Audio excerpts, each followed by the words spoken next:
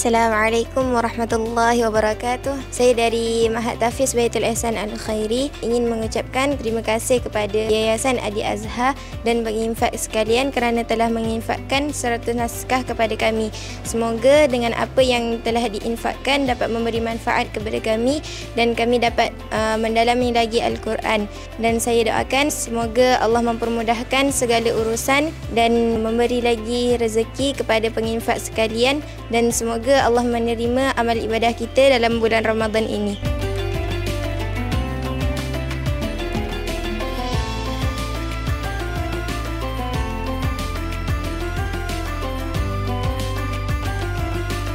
Nama saya Nurhaliza binti Razwan. Sini saya ingin mengucapkan terima kasih kepada Yayasan Adi Azhar dan juga para penyumbang yang telah menginfakkan Al-Quran, 100 naskah Al-Quran kepada sekolah kami. Semoga Allah membalas semua jasa baik kalian dan Allah menerima pahala kalian di bulan Ramadan ini. Assalamualaikum warahmatullahi wabarakatuh.